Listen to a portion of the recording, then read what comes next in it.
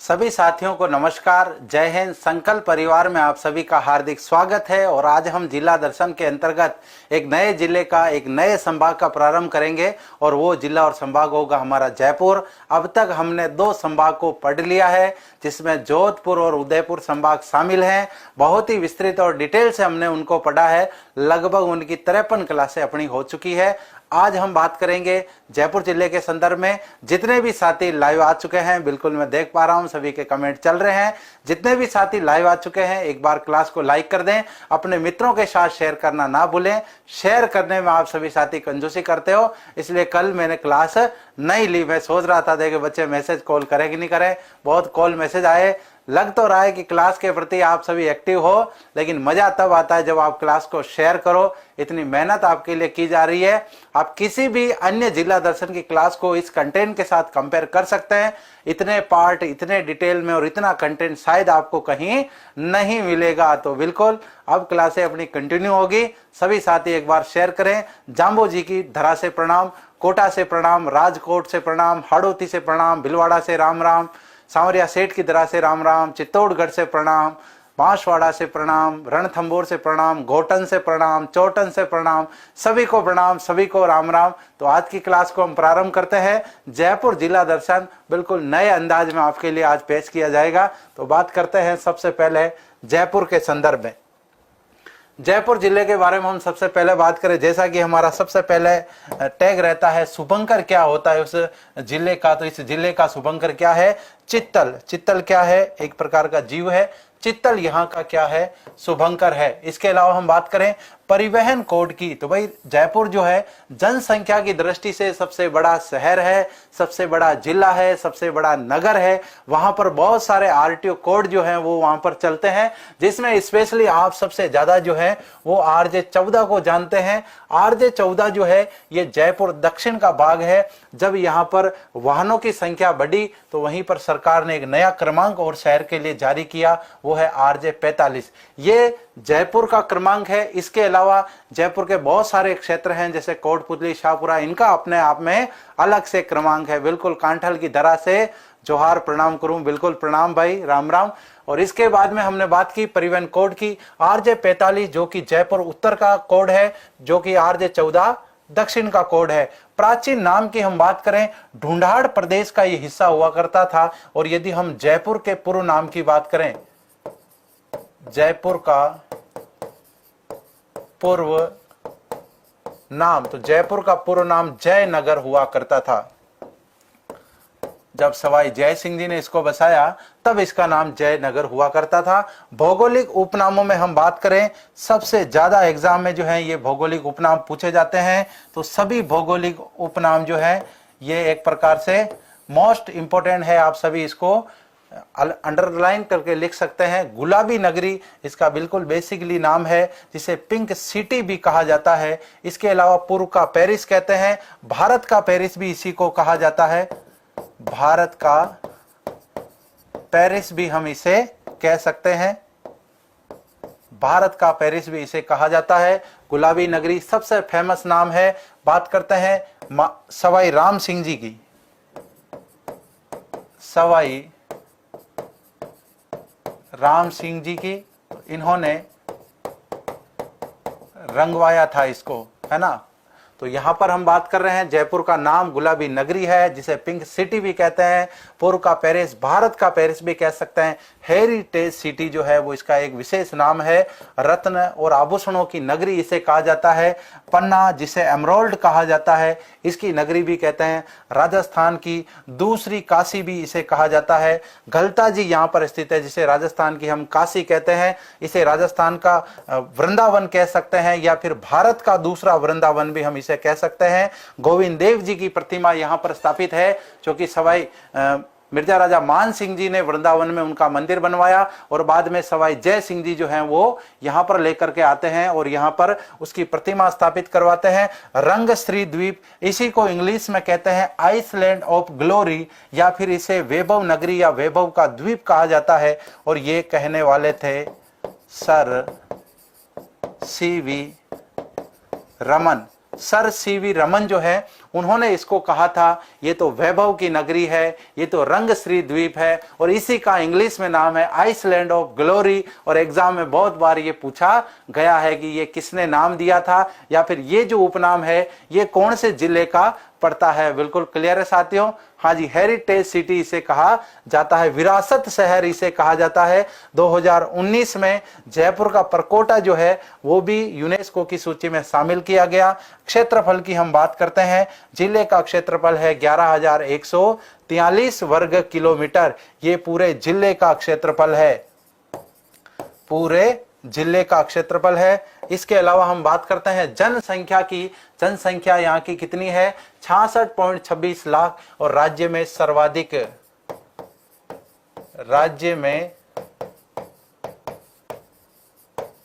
सर्वाधिक जनसंख्या वाला जिला, सर्वाधिक जनसंख्या वाला ये जिला है। एग्जाम में कई बार पूछा भी गया है। जयपुर की जनसंख्या कितनी है? साक्षरता प्रतिशत की बात करें, यहां पर 75.5% साक्षरता है। कोटा के बाद राज्य में इसका दूसरा स्थान आता है। कोटा के बाद राज्य में दूसरा स्थान है ना, 76 पॉइंट ऊपर कुछ जनसंख्या जो साक्षरता जो है वो कोटा की मानी जाती है। कोटा के बाद में जयपुर जो है वो साक्षरता के दर में दूसरे नंबर पर आता है। बिल्कुल क्लियर। लिंगानुपात की बात करें, यहाँ पर 1000 पुरुषों पर महिलाओं की जो औसत संख्या है वो 910 मानी जाती है। जनसंख्या घनत्व की बात करें, 595 यहाँ का जनसंख्या घनत्व है। राज्य में सर्वाधिक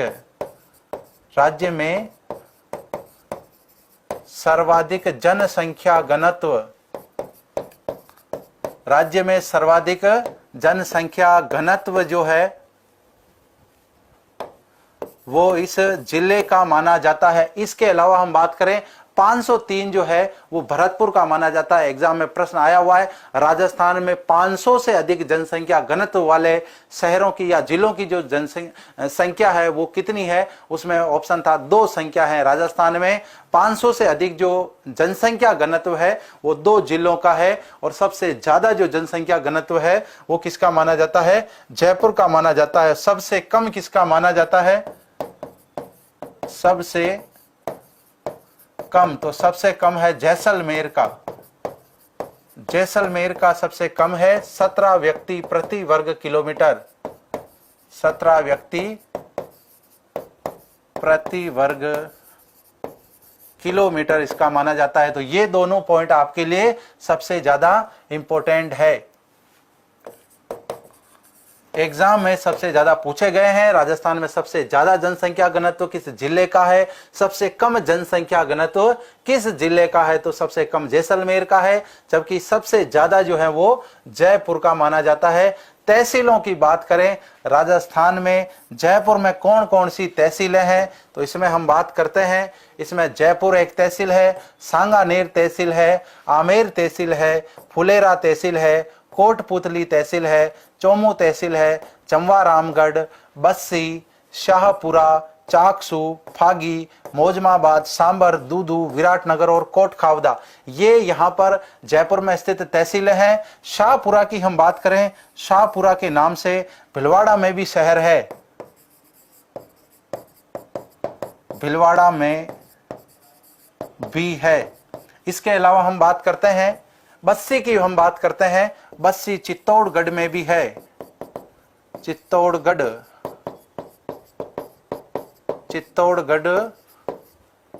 में भी है।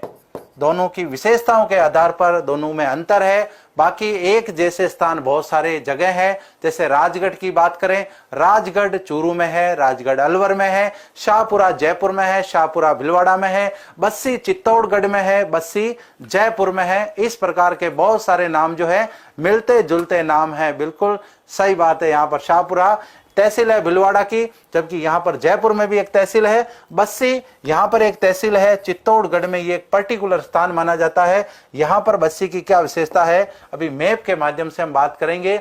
लोकसभा क्षेत्र की हम यहाँ पर बात करते हैं। लोकसभा क्षेत्र राजस्थान में एकमात्र ऐसा जिला है जिसके 2 लोकसभा क्षेत्र हैं, अर्थात यहाँ से 2 लोकसभा सदस्य चुने जाते हैं। अभी आप वर्तमान में बताएंगे जयपुर से, जो जयपुर शहर है या जयपुर नगर है, यहाँ से लोकसभा सदस्य कौन है। जयपुर ग्रामीण से जो लोकसभा सदस्य हैं उनका नाम है राज्यवर्धन सिंह राठौड़, राज्यवर्धन सिंह जी राठौड़। लेकिन जयपुर के सांसद कौन है ये अब सभी साथी कमेंट करेंगे। बिल्कुल, हाँ जी, सभी साथी कमेंट करें, जयपुर से सांसद कौन है वर्तमान में।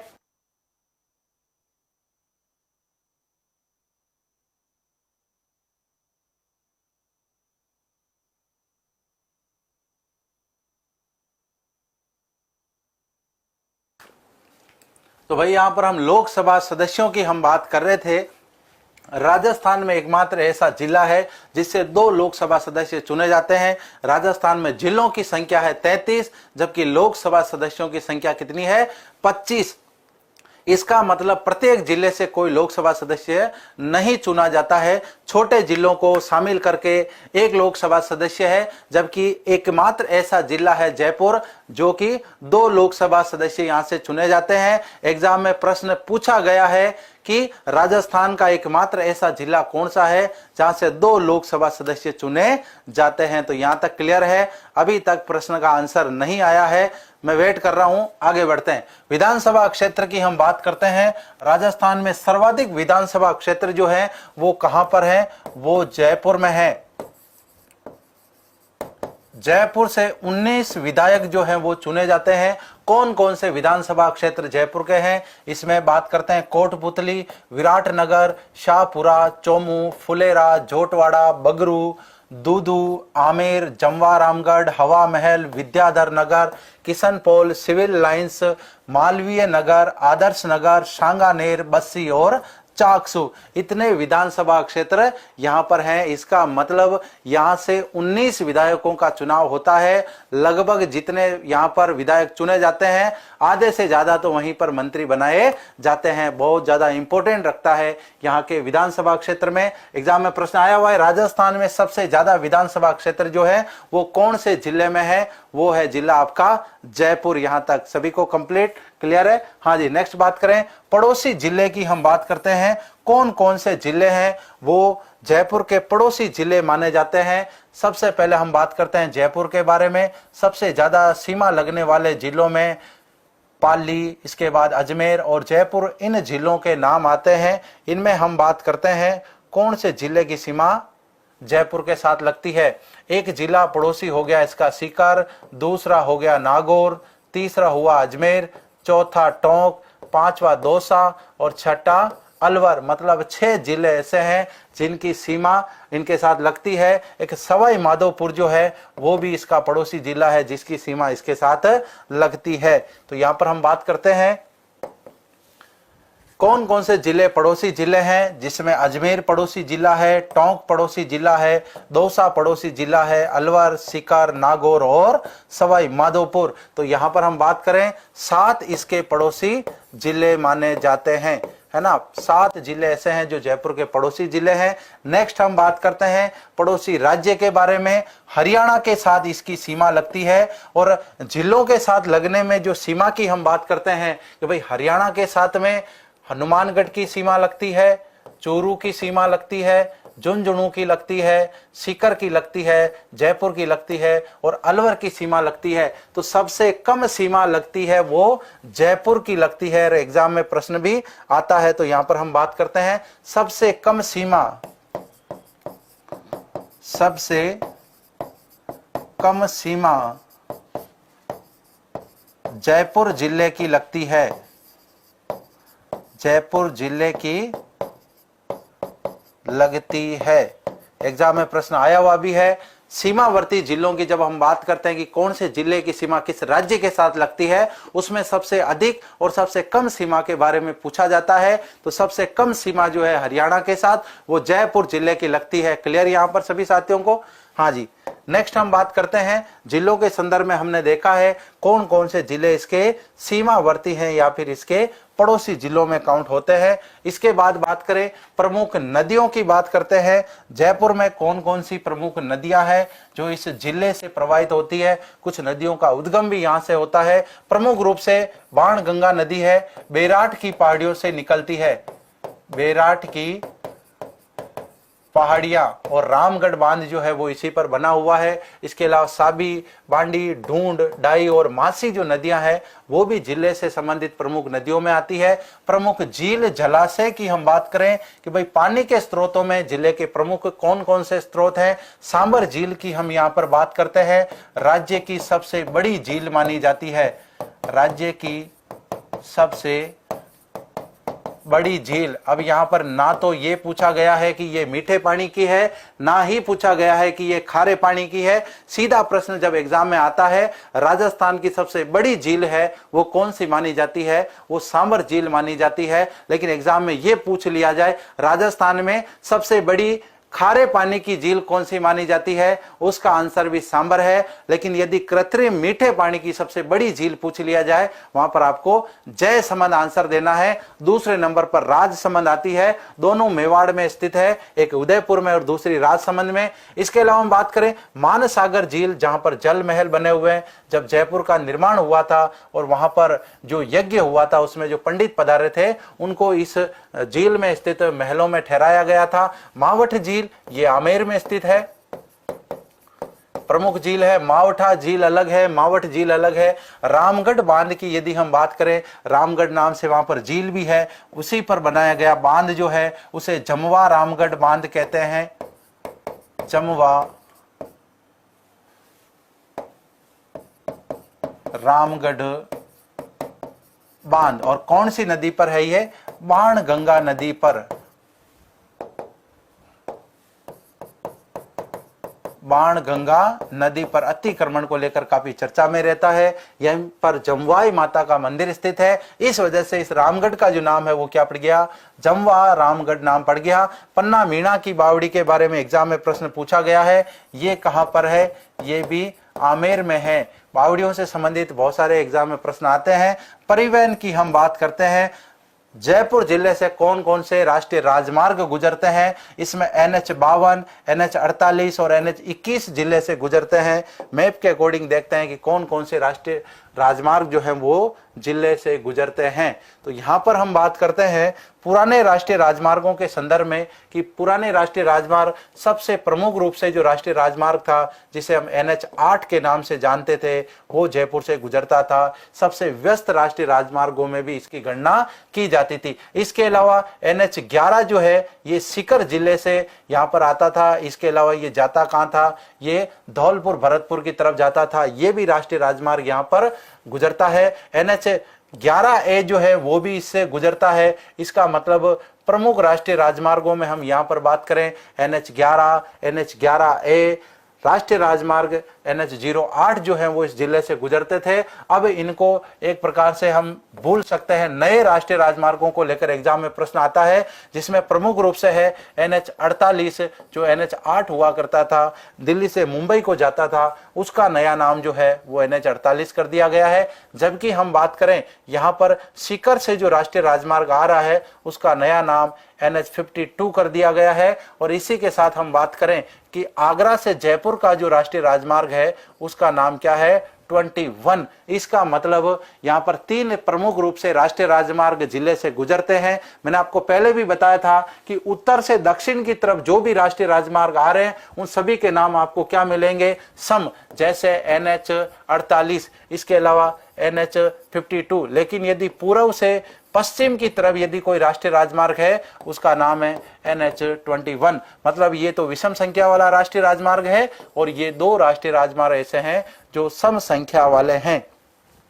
इसका मतलब यहाँ पर NH52, NH48 और NH21 3 राष्ट्रीय राजमार्ग जिले से गुजरते हैं। मिट्टियों की हम बात करें, जयपुर में कच्छारी मिट्टी पाई जाती है। जलवायु की यदि हम बात करें, यहाँ पर उप आर्द्र जलवायु पाई जाती है। ना तो यहाँ पर आर्द्र जलवायु पाई जाती है, ना ही अति आर्द्र जलवायु पाई जाती है। दोनों के बीच की जो कंडीशन है वो है उप आर्द्र जलवायु, वो जयपुर में पाई जाती है। तो यहाँ पर हमने मैप के माध्यम से देखा। अब हम यहाँ पर देखते हैं जयपुर में मैप के माध्यम से सीधे जो प्रश्न बन जाते हैं वो कैसे हम कवर करेंगे। कोटपूतली की हम यहाँ पर बात करें, एक प्रसिद्ध तहसील है जयपुर की, और यहाँ पर भारत का सबसे बड़ा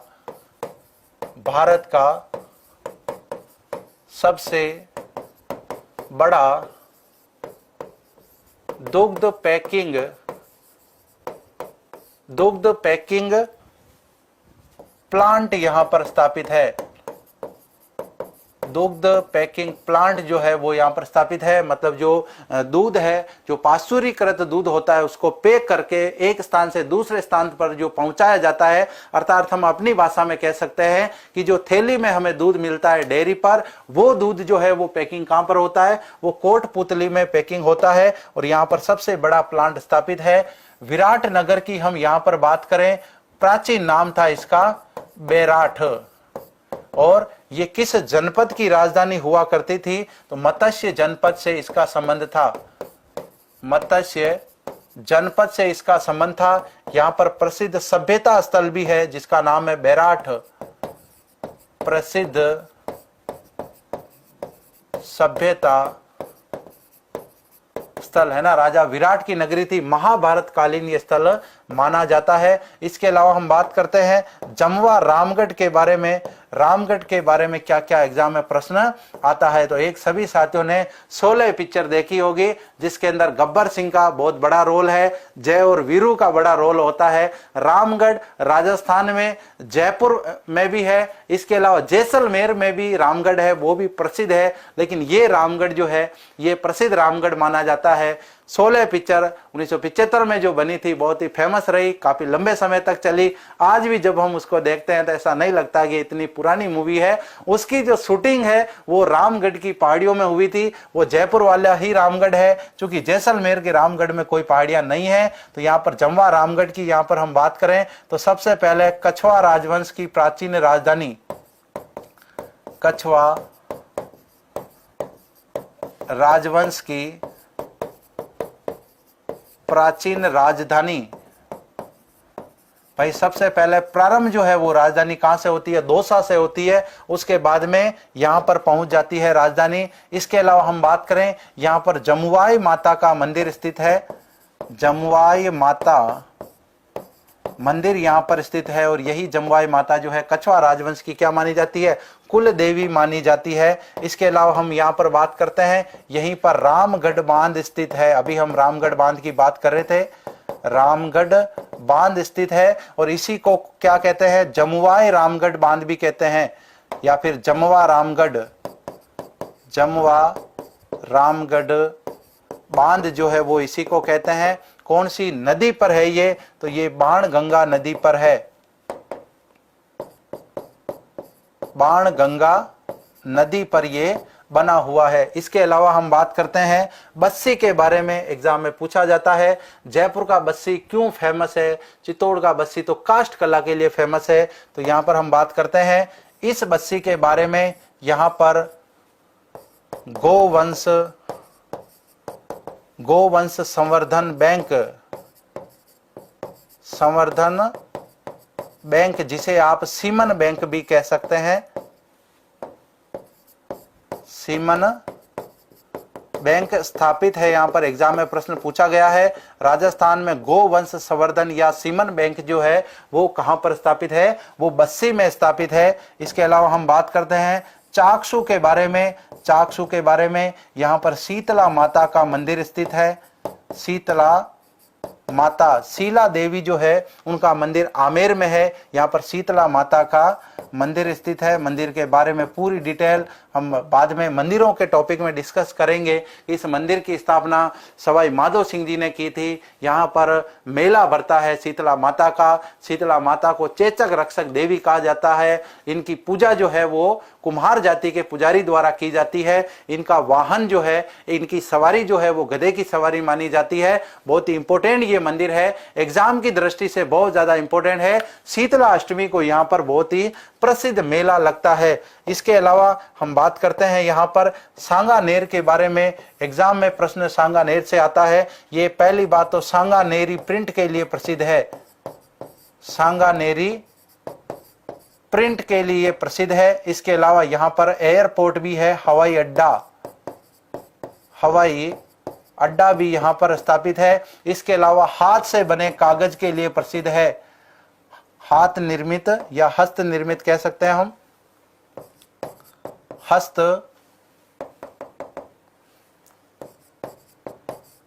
निर्मित कागज के लिए ये स्थान जाना जाता है। इसके अलावा राजस्थान में चित्तौड़ का गोसुंडा क्षेत्र जो है वो भी हस्त निर्मित कागज के लिए जाना जाता है। बिल्कुल जयपुर की पूरी डिटेल से हमारी समथिंग 7 से 8 क्लासें होगी। उन 8 क्लास में हम पूरी डिटेल से बात करेंगे। एक क्लास लगभग 4 घंटे 5 घंटे की भी ले लेना तो भी जयपुर पूरा नहीं होता है। सबसे ज्यादा एग्जाम पॉइंट व्यू की दृष्टि से हम बात करें, बहुत सारे प्रश्न बनते हैं जयपुर से। सभी प्रश्नों की हम बात करने वाले हैं। बिल्कुल साथी ये कह रहे हैं मैं सांगानेर में रहता हूं, बहुत बढ़िया। यहाँ पर हस्त निर्मित जो है वो कागज बनता है। यहाँ पर सांगानेर एयरपोर्ट स्थित है। सांगानेरी प्रिंट जो है उसके लिए भी ये स्थल प्रसिद्ध माना जाता है। इसके अलावा हम फुलेरा की बात करते हैं। फुलेरा से एग्जाम में क्या प्रश्न बन सकता है। फुलेरा की बात करें, यहाँ पर एशिया का सबसे बड़ा रेलवे यार्ड स्थित है। रेलवे यार्ड यहां पर है। इसके अलावा हम सांबर के बारे में बात करते हैं। सांबर को लेकर भी एग्जाम में कई बार प्रश्न पूछे जाते हैं। यहां पर प्रसिद्ध सांबर झील स्थित है। सांबर झील स्थित है। और इसके अलावा हम यहां पर बात करें चौहानों की प्राचीन राजधानी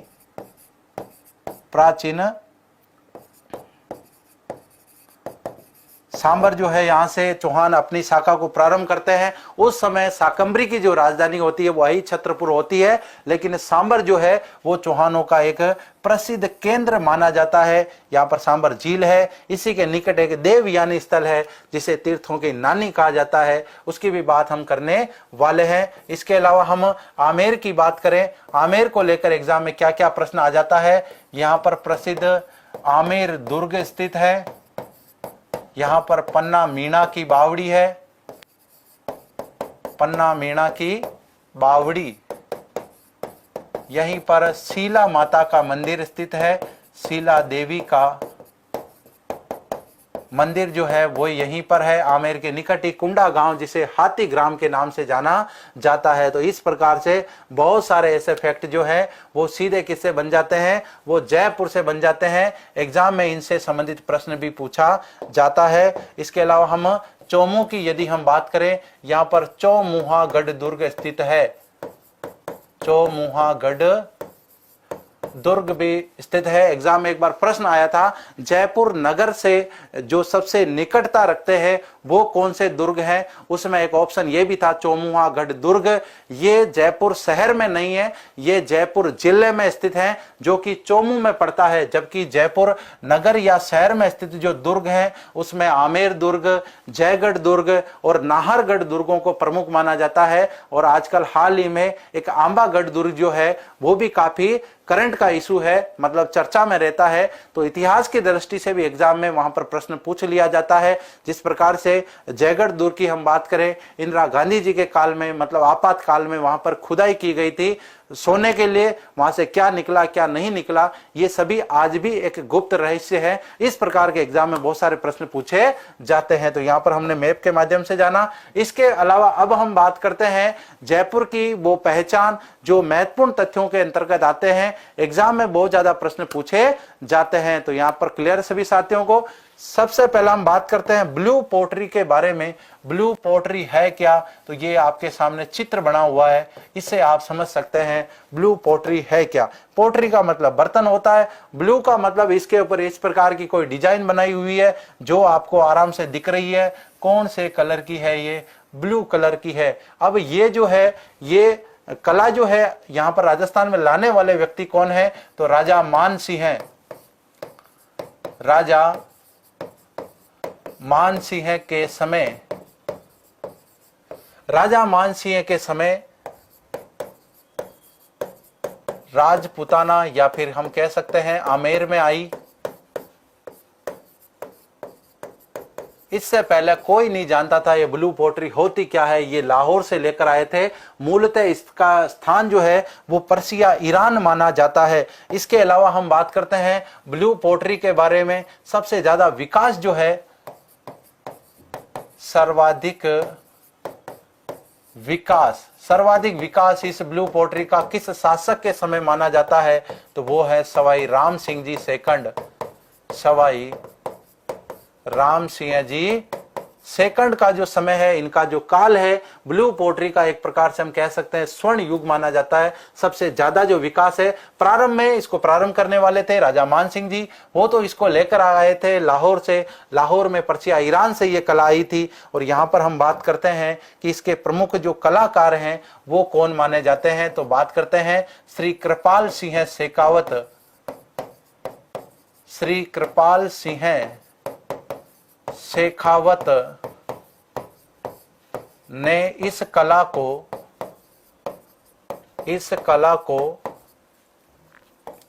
अंतरराष्ट्रीय पहचान दिलाई।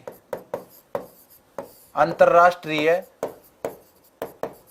पहचान दिलाई, इसलिए हम इन्हें अंतरराष्ट्रीय पहचान दिलाने के कारण ब्लू पोट्री का जादूगर भी हम इनको कृपाल सिंह जी को कह सकते हैं। इस प्रकार के प्रश्न जो है सीधा फैक्ट से प्रश्न बनते हैं। राजस्थान में ब्लू पोट्री किनके समय में आई है, तो मिर्जा राजा मान सिंह जी जो है, मान सिंह जी फर्स्ट जो है वो लाहौर से इस कला को लेकर के यहाँ पर आते हैं। 5 कलाकारों को अपने साथ लेकर के आते हैं। उसके बाद यहीं के शासक सवाई राम सिंह जी जो हैं कला के बड़े ज्ञाता थे, कला का बड़ा सम्मान करते थे, तो उन्होंने इस कला को आश्रय दिया। सबसे ज्यादा जो विकास है वो इनके समय में इसका माना जाता है। कृपाल सिंह जी शेखावत जो है, उन्होंने इस ब्लू पोट्री को अंतर्राष्ट्रीय स्तर पर क्या दी, पहचान दिला दी। इसके अलावा हम बात करते हैं कथक नृत्य के बारे में। एग्जाम में इससे संबंधित बहुत सारे प्रश्न बनते हैं। तो यहाँ पर हम बात करते हैं उत्तरी भारत का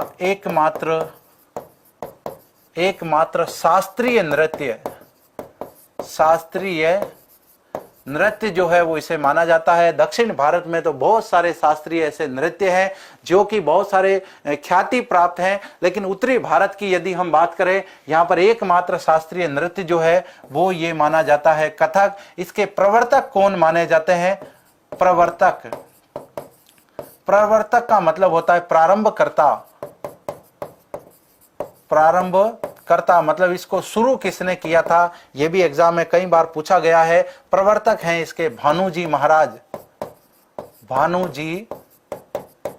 महाराज जो है वो इसके प्रवर्तक माने जाते हैं। इसके अलावा हम यहाँ पर बात करते हैं, इसके 2 घराने प्रसिद्ध हैं कथक नृत्य के। तो यहाँ पर हम बात करते हैं घराना, 2 घराने इसके प्रसिद्ध माने जाते हैं। कौन कौन से घराने, तो 2 घराने। पहला घराना जयपुर घराना और दूसरा है लखनऊ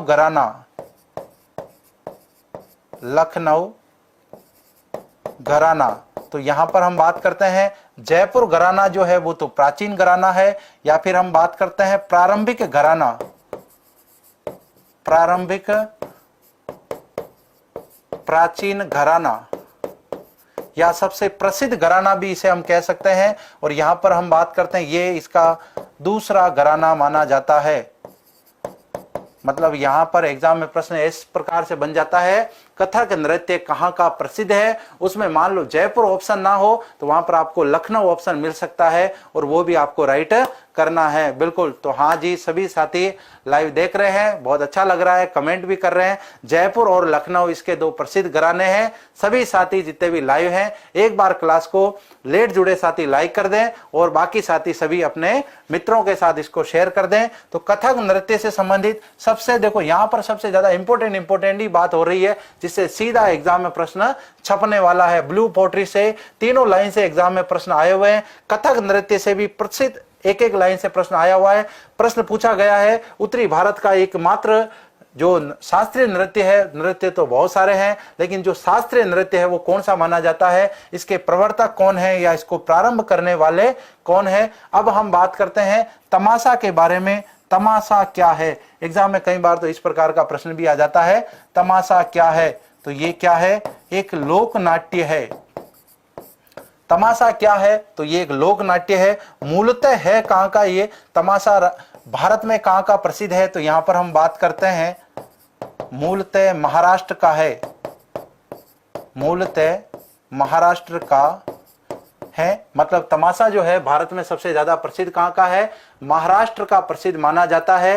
राजस्थान में तमाशा कहां का प्रसिद्ध है, राजस्थान में तमाशा जयपुर का प्रसिद्ध है। और इसको प्रारंभ करने वाले कौन थे, प्रारंभ हुआ कब था ये, तो सवाई प्रताप सिंह जी के समय प्रारंभ, सवाई प्रताप सिंह के समय इसका प्रारंभ हुआ था।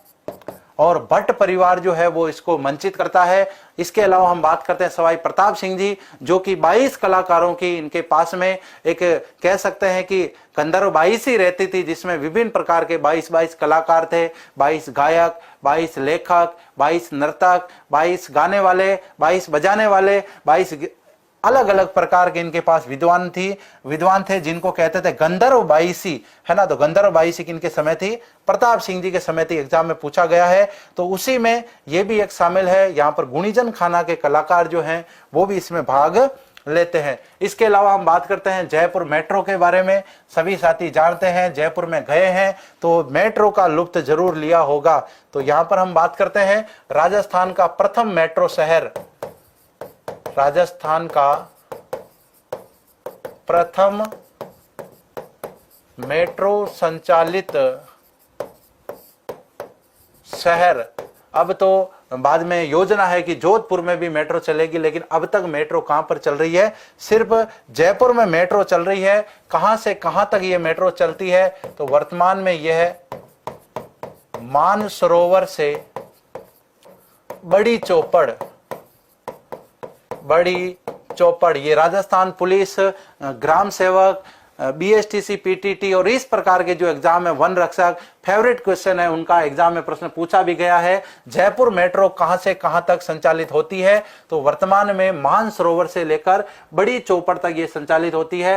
राजस्थान का प्रथम मेट्रो संचालित ये शहर माना जाता है। इसका मतलब राजस्थान में केवल मेट्रो कहां चलती है, जयपुर में चलती है। बाकी करंट के प्रश्न, जब ये मेट्रो प्रारंभ हुई थी तब ये कब चली, किसने उद्घाटन किया, इस प्रकार के बहुत सारे प्रश्न उस समय बने, लेकिन वो सब करंट के प्रश्न थे। वर्तमान में मेट्रो कहां से कहां तक चलती है, राजस्थान में कौन से शहर में मेट्रो चलती है, बाद में सीतापुरा की तरफ भी यहां पर लाइन बिछाने का कार्य चल रहा है।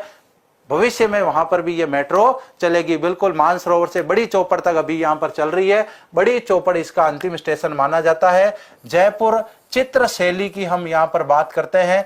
जयपुर चित्रशैली बहुत ही प्रसिद्ध चित्रशैली मानी जाती है राजस्थान में। तो यहां पर हम बात करते हैं कि मुगलों से प्रभावित सबसे प्रमुख चित्रशैली ये मानी जाती है। मुगल शैली से सर्वाधिक प्रभावित शैली, भाई मुगल शैली से सबसे ज्यादा प्रभावित शैली कौन सी है, वो जयपुर शैली है। मुगल शैली से सबसे कम प्रभावित या न के बराबर जो प्रभावित शैली है वो जैसलमेरी शैली मानी जाती है। बिल्कुल क्लियर यहां तक। इसका प्रारंभ जो है वो किसके समय हुआ था, कमेंट करें आप सभी साथी।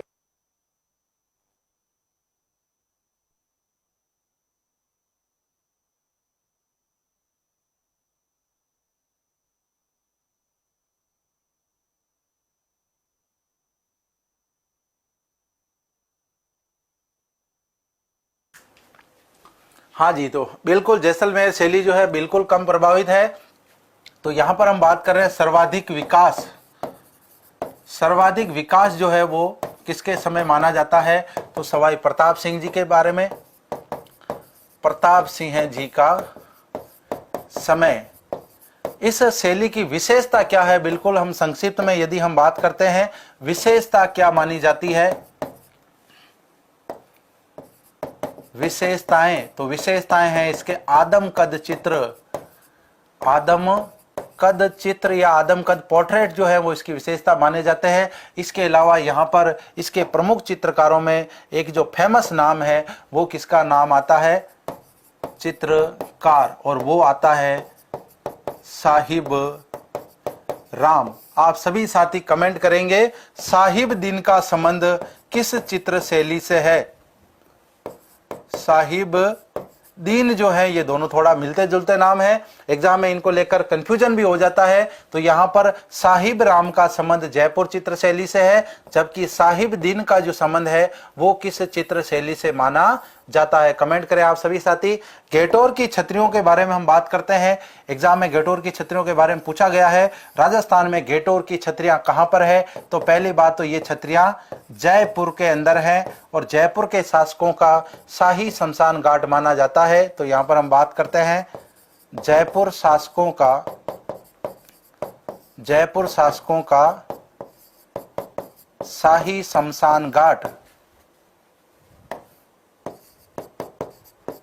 शाही शमशान घाट या फिर हम स्थल कह सकते हैं।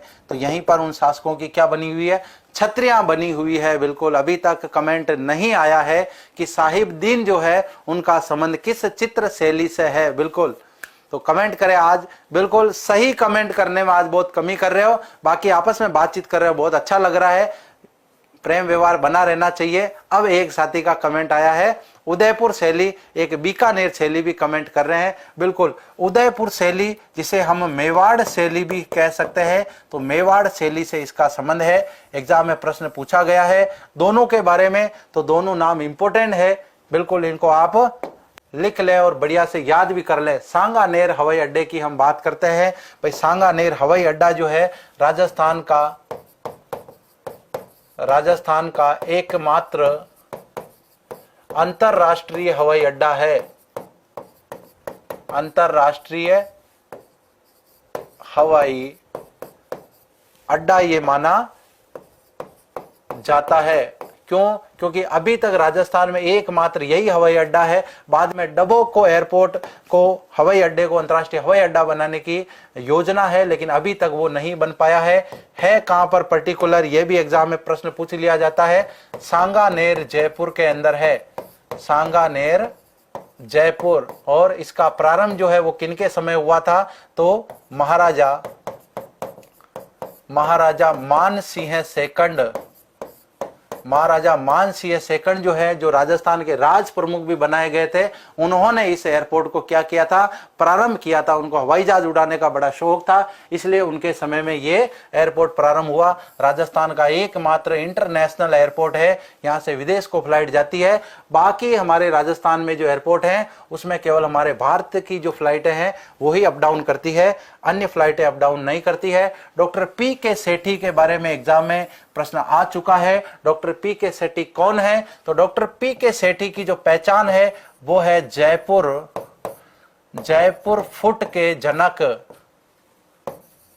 जयपुर फुट के जनक माने जाते हैं। ये जनक माने जब जाते हैं तो जयपुर फुट है क्या? ये भी एग्जाम में कई बार पूछ लिया जाता है कि ये जयपुर फुट है क्या? तो कृत्रिम अंग है, ये कृत्रिम अंग। अब इसमें कृत्रिम पैर भी हो सकता है, कृत्रिम हाथ भी हो सकता है। तो यहाँ पर एक प्रदर्शित जो चित्र है उसमें दिया गया है कृत्रिम पैर, मतलब किसी भी कारणवश दुर्घटना में जब किसी व्यक्ति के पैर कट जाता है, कोई भी अनहोनी जब हो जाती है, मतलब उनका जीना दुष्कर हो जाता है, यहाँ पर डॉक्टर पी के सेठी जो है उनके लिए एक वरदान बने हुए हैं। पूरे विश्व में ये जयपुर फुट जो है बहुत ही प्रसिद्ध है। एग्जाम में प्रश्न इस प्रकार से आया था जयपुर फुट क्या है? तो वहां पर बहुत सारे ऐसे ऑप्शन थे, कृत्रिम अंग, किसी विशेष स्थान का नाम, बहुत सारे इस प्रकार के ऑप्शन थे। इसका मतलब डॉक्टर पी के सेठी कौन है?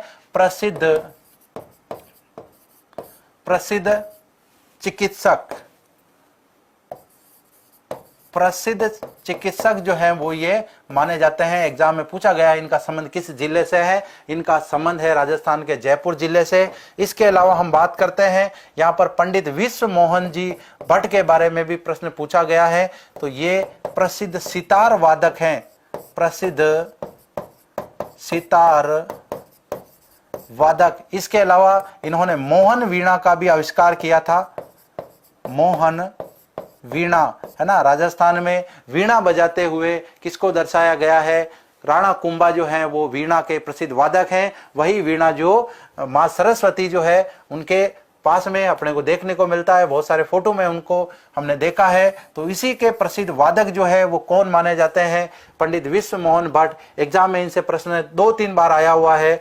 प्रसिद्ध जो वीणा वादक है या मोहन वीणा जो है उसका संबंध किससे है, पंडित विश्व मोहन भट्ट से इनका संबंध है। 2002 के अंदर इनको पद्म श्री दिया गया, पद्म भूषण, और इसके अलावा 2017 में इनको दिया गया वो था पद्म भूषण। तो इनको अब तक 2 पुरस्कार मिल चुके हैं। सर्वश्रेष्ठ नागरिकों के जो पुरस्कार होते हैं उसमें 4थे नंबर का और 3रे नंबर के जो पुरस्कार हैं वो इनको मिल चुके हैं। तो इनसे संबंधित ये प्रश्न भी पूछा जा सकता है, पद्म श्री इनको कब मिला, पद्म भूषण इनको कब मिला, इनका संबंध किस क्षेत्र से है, या फिर इन्होंने किसका आविष्कार किया है। जयपुर निवासी ये माने जाते हैं। अपूर्वी चंदेला की हम बात करते हैं अभी गेम्स को लेकर के। टोक्यो ओलंपिक जो है बहुत ही चर्चा में है। तो अपूर्वी चंदेला का संबंध, पहली बात तो एग्जाम में कई बार पूछा गया है, राजस्थान में अपूर्वी चंदेला कहाँ की है, अपूर्वी चंदेला जयपुर की है और प्रसिद्ध निशानेबाज है, प्रसिद्ध निशानेबाज। निशानेबाज एग्जाम में खिलाड़ी से संबंधित 2-3 प्रश्न अभी हाल ही में करंट का इशू जब है, जैसे मीराबाई चानू जो है उन्होंने किस क्षेत्र में कौन सा मेडल प्राप्त किया है, ये भी अभी एक करंट का इशू है। इसी प्रकार से इनसे संबंधित प्रश्न ये आता है, 1-2 बार प्रश्न इनसे ये आया हुआ है, इनका संबंध किस क्षेत्र से है, निशानेबाजी से इनका संबंध है, राजस्थान में कहाँ की ये निवासी है, जयपुर की ये निवासी है, और स्पेशली कौन सी प्रतिस्पर्धा में ये भाग लेती है जिसमें इनको मतलब मेडल मिलता है। तो 10 metre air rifle, 10 metre air rifle, 10 metre air rifle स्पर्धा जो है वो इनमें भाग लेती है। मतलब 10 मीटर एयर राइफल जो प्रतिस्पर्धा होती है, मतलब टूर्नामेंट के अंदर एक प्रतियोगिता है जिसमें 10 मीटर पर टारगेट दिया जाता है, उस निशानेबाजी में जो है वो अपूर्वी चंदेला प्रसिद्ध निशानेबाज हैं। जयपुर से इनका संबंध है, 10 मीटर एयर राइफल से इनका संबंध है। नेक्स्ट बात करते हैं हीरा लाल जी शास्त्री के बारे में। राजस्थान के प्रमुख व्यक्तित्व के अंदर हीरा लाल जी शास्त्री का एक अमूल्य नाम है, जिसमें हम बात करते हैं इनके जन्म को लेकर एग्जाम में कई बार प्रश्न पूछ लिया जाता है। इनका जन्म कब हुआ था, जन्म कहां पर हुआ था, जन्म हुआ था जोबनेर के अंदर, और जोबनेर कहां है, जयपुर में है। ये वही जोबनेर जहां पर ज्वाला माता का मंदिर स्थित है और खंगारोत राजपूतों की क्या मानी जाती है, कुल देवी मानी जाती है। इसके अलावा हम बात करते हैं राजस्थान के प्रथम मुख्यमंत्री, राजस्थान के प्रथम मनोनीत मुख्यमंत्री ये माने जाते हैं।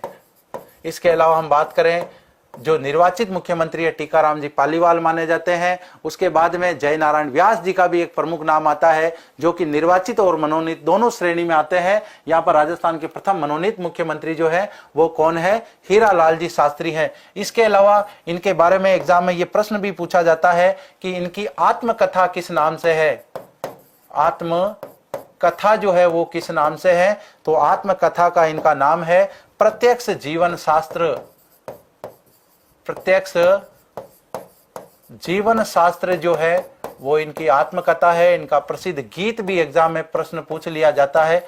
गीत क्या है, तो गीत है प्रलय प्रतीक्षा नमो नमः, प्रलय प्रतीक्षा नमो नमः। इसके अलावा हम बात करते हैं इन्होंने किसकी स्थापना की थी, ये एग्जाम में कई बार पूछा गया है। तो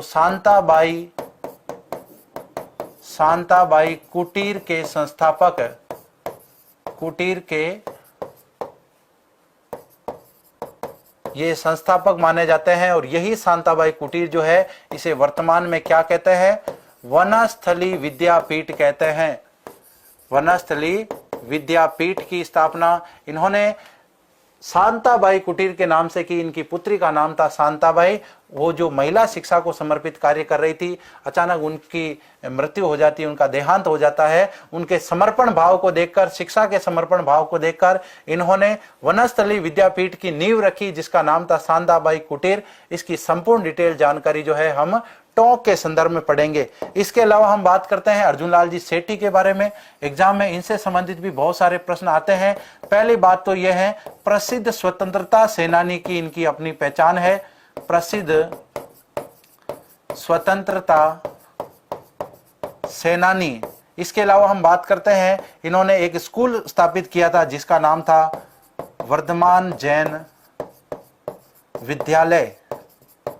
और इसका काम क्या था, क्रांतिकारियों को शिक्षा देना, क्रांतिकारियों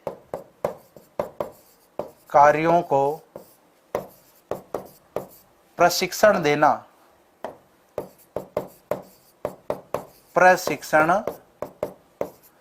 इनका काम था। एग्जाम में बहुत बार इसके बारे में पूछा भी गया है। इसके अलावा जब इन्हें अंग्रेजों की नौकरी करने के लिए कहा गया तो इन्होंने एक वाक्य कहा था, वो एग्जाम में कई बार पूछा जा चुका है कि ये वाक्य किसने कहा है। तो यहां पर हम बात करते हैं कि यदि मैं अंग्रेजों की नौकरी करूंगा तो इन्हें देश से बाहर कौन निकालेगा। इनको जब अंग्रेजों की नौकरी करने के लिए कहा गया तो इन्होंने कहा भाई हम अंग्रेजों की नौकरी नहीं करेंगे। यदि अर्जुन लाल सेठी अंग्रेजों की नौकरी करेगा तो भारत माता को आजाद कौन करवाएगा, इन्हें अंग्रेजों को देश से बाहर कौन निकालेगा। तो ये कई बार एग्जाम में प्रश्न इनसे संबंधित पूछा गया है। इनका अंतिम समय जो है वो कहां पर बीतता है, वो अजमेर में बीतता है। और वहीं पर ऐसा कहा जाता है कि कुछ लोग जो है इनको मुस्लिम मान करके वहां पर दफना देते हैं, लेकिन इनकी अंतिम इच्छा थी कि मुझे अजमेर में ही दफनाया जाए, तो वहीं पर इनको दफनाया गया। यहां पर बात करते हैं हम सौभाग्यमल जी गहलोत के बारे में। एग्जाम में इनसे संबंधित भी प्रश्न कई बार पूछा गया है। इनको नीड़ का चितेरा कहा जाता है, नीड़ का चितेरा इनको कहा जाता है। एग्जाम में सीधा प्रश्न आता है सौभाग्यमल गहलोत का संबंध किससे है। नेक्स्ट हम बात करते हैं दादू पंथ के संदर्भ में, दादू संप्रदाय के बारे में। इनसे संबंधित एग्जाम में बहुत सारे प्रश्न पूछे जाते हैं। दादू जी का जन्म जो है कहां पर होता है, दादू जी का जन्म जो है वो अहमदाबाद में होता है। अहमदाबाद में इनका जन्म होता है। इसके बाद में जयपुर में ये अपनी प्रमुख पीठ स्थापित करते हैं।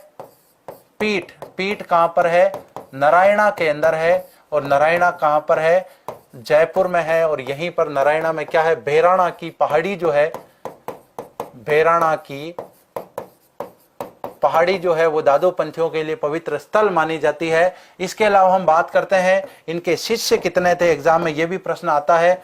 52 शिष्य थे, 52 शिष्य थे। और वो क्या कहलाए, 52 स्तंभ कहलाए, 52 स्तंभ इनके शिष्य कहलाए। उसमें से प्रमुख जो शिष्य थे वो थे रज्जब जी।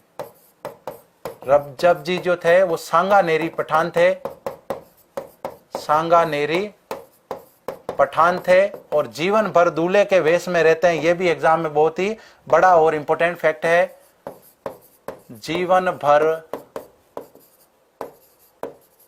दूल्हे के वेश में रहे।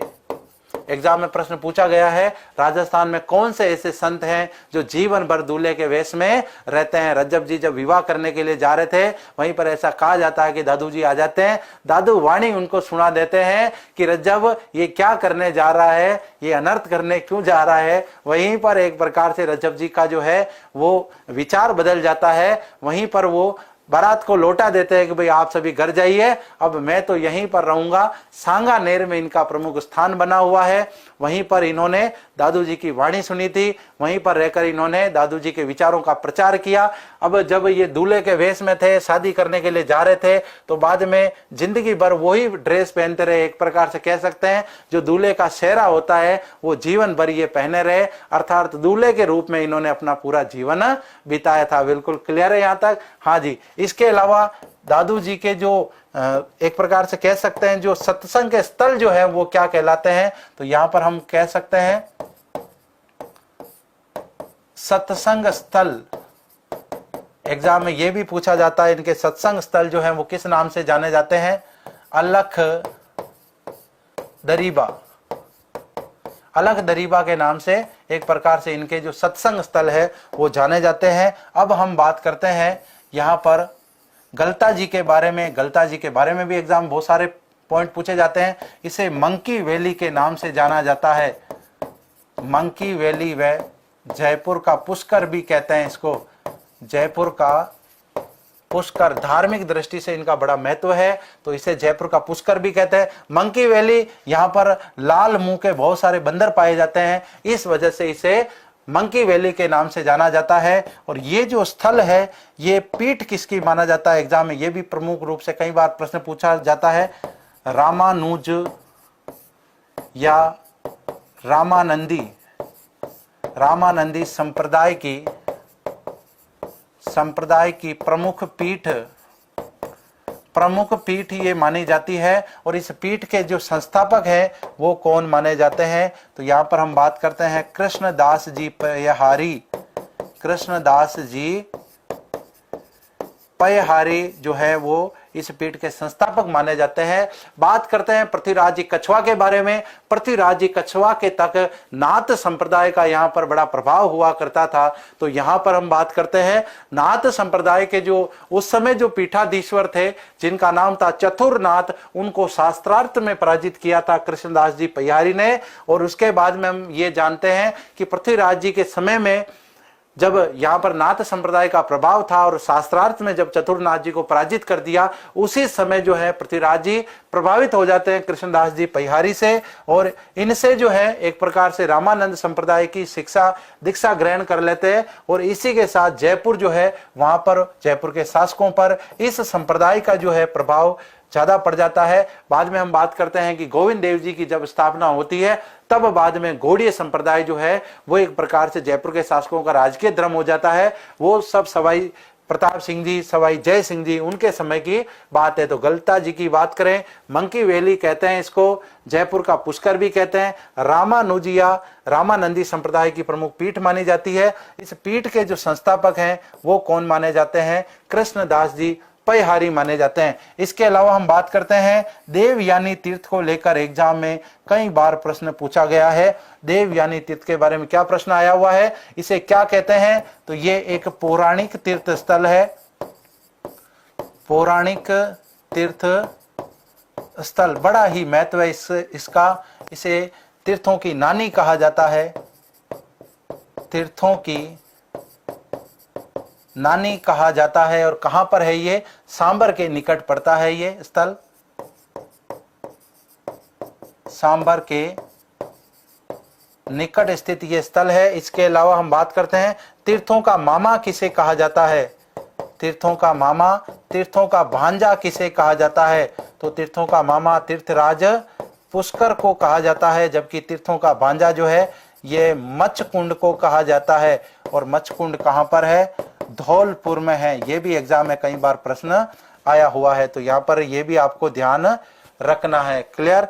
नेक्स्ट हम बात करते हैं यहाँ पर कि जयपुर में स्थित प्रमुख संस्थानों के बारे में। बहुत सारे संस्थान जो है वो जयपुर में स्थापित है। बिल्कुल सांबर के निकट स्थित है। मुकेश जी कमेंट कर रहे हैं मच्छकुंड, मनकुंड नहीं है, मच्छकुंड है। मच्छकुंड कहां पर है? धौलपुर में है, जिसे तीर्थों का भांजा कहते हैं। तीर्थों के मामा, तीर्थों के भांजा, तीर्थों के नानी, इसके अलावा तीर्थों के नाना की खोज जारी है। बहुत ही शीघ्र आपको तीर्थों के नाना के बारे में भी फैक्ट पता चलेगा।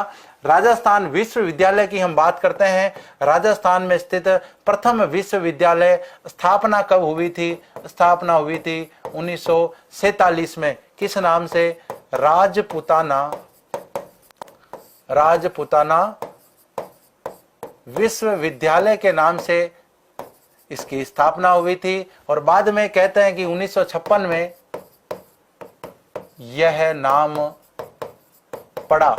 तो पहले तो 1956 में हम बात करते हैं, राज प्रमुख के पद को समाप्त कर दिया, राज्यपाल पद का सृजन कर दिया, अर्थात राज्य का पुनर्गठन उस समय किया गया था। उसी समय इनका नाम बदला गया। राजस्थान विश्वविद्यालय जयपुर में स्थित है, एक प्रसिद्ध शैक्षणिक संस्थान माना जाता है। राजस्थान का प्रथम विश्वविद्यालय भी ये माना जाता है। तो यहां पर हम लिख सकते हैं राज्य का प्रथम